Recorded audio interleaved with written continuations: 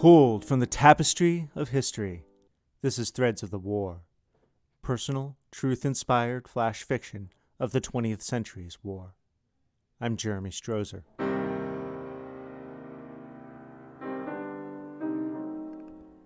Exchange.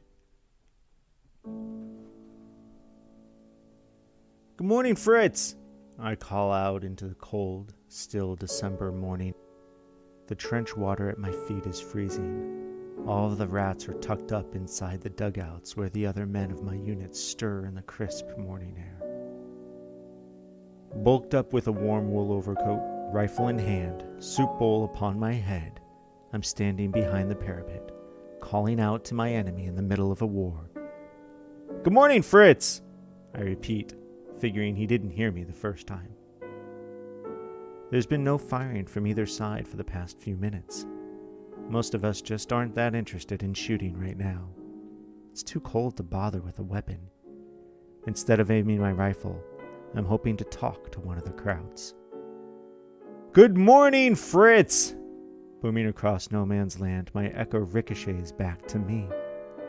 Faint voice calls out, Good morning! I got him to reply, and in English no less. How are you today? I ask, hoping that he'll keep talking. Again, faintly, as if nervous to say anything, but compelled to respond. All right. There's a real guy over there. Come on over and get some fags, I offer, thinking that he'd enjoy a smoke as much as the rest of us. A moment goes by, then another. Just as I'm about to repeat myself, I hear, No, I'll be shot! It's a legitimate concern. We are at war, after all, and there is a no man's land to cross. Calling out to my boys, I declare, Nobody fire! I want to see if we can meet this guy! A few men look out the dugouts towards me, smiling. Most ignore me, going about their quick dry shave or button polishing. No, you won't! I exclaim. I doubt that convinced him, but I won't shoot him, and there is no one else at the parapet right now. More time passes before the faint reply returns to my ears.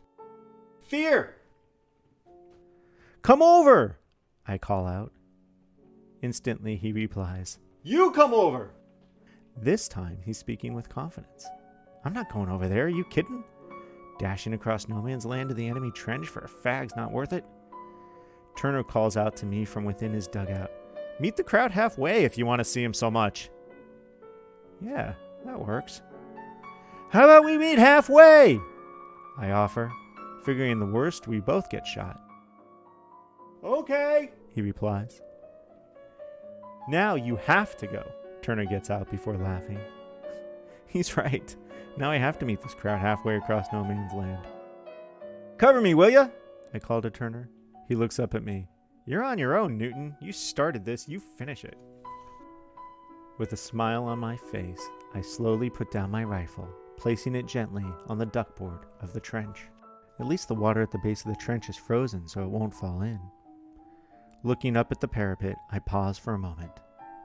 This is it. Turner, still watching from the dugout, yells loudly, He's coming! Don't shoot! At that, I climb the ladder. At first, I raise my head above the trench wall. No one shot me. Then the rest of my body. I feel like a million eyes are on me. Behind me, men are starting to stir. Many are beginning to come out of their dugouts to watch. I'd imagine that at least a few are expecting me to be shot any second. I know I am.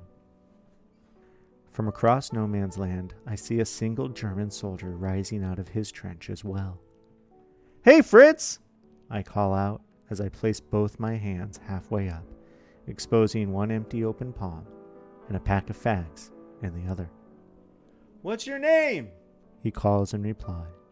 Walking toward each other over shell holes, broken bodies of former comrades in arms, and through shattered barbed wire barricades, Fritz and I keep our eyes on each other rather than the ground. Do I give him my real name? Anthony Willabaugh, I declare. What's yours? Gerhard Neufeld, he replies, less than 10 meters from me. As we approach, I can see that he's holding a mass of something in wax paper in his left hand. He recognizes me looking at it. Munster cheese, he offers, holding it out to me for just 1 meter. Yes, please, I reply. Fag? That's why I'm here, he declares. He begins opening the wrapped cheese as I fumble with the fag box, taking out 2 fags. I hold them out to him. At the same time, he has broken off a large chunk of cheese, which he offers me with his right hand. Thank you, Gerhard says to me as I say it right back to him. He takes one of the fags from my hand. I clasp onto the chunk of cheese with my left. I'm going to reach into my coat for my lighter, I inform him. We can't have any misunderstandings now. Of course, he replies. As I reach into my pocket, I sense the presence of others approaching. Looking up, I can see 3 Germans coming toward me from behind Gerhard. What is this? Are they going to jump me? Turning to see what's behind me in case I need to run, I see 4 of my boys, including Turner, approaching just a few meters away. Behind them, at least 5 more guys are making their way out of the trench. I look back at the Germans again. Each is holding a small object wrapped in paper. As they approach, they unwrap the paper, exposing sausage, dark bread, and even a bottle of wine. My guys come up and start shaking hands and talking to the Germans. They're not so bad.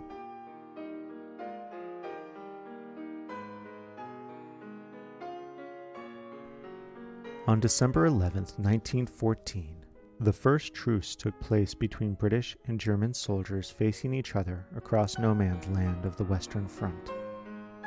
What started as a simple baiting of the Germans by a British soldier turned into a sincere exchange of food and cigarettes. When the opposing soldiers met, they realized they could speak English to each other and that they had much in common.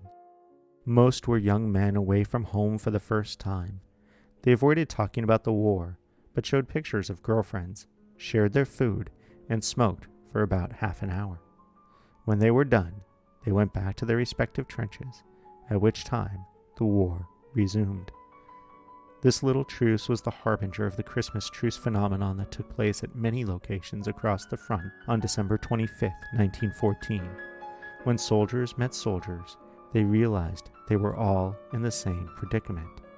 When the high-ranking officers on both sides heard about the truces, they ordered artillery to fire and for the men never to be allowed to converse with the enemy again. This was the last time in the war when soldiers on both sides realized and agreed they had nothing to fight about.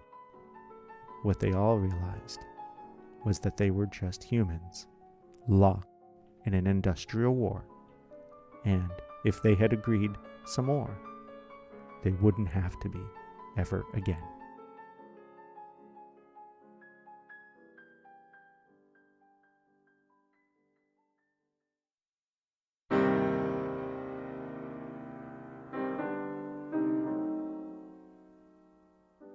If you would like to support the prevention of future war, or you simply enjoy the stories I tell, please consider becoming a patron of this work by visiting my Patreon page at patreon.com/Jeremy Strozer, or purchasing one of my books wherever books are sold.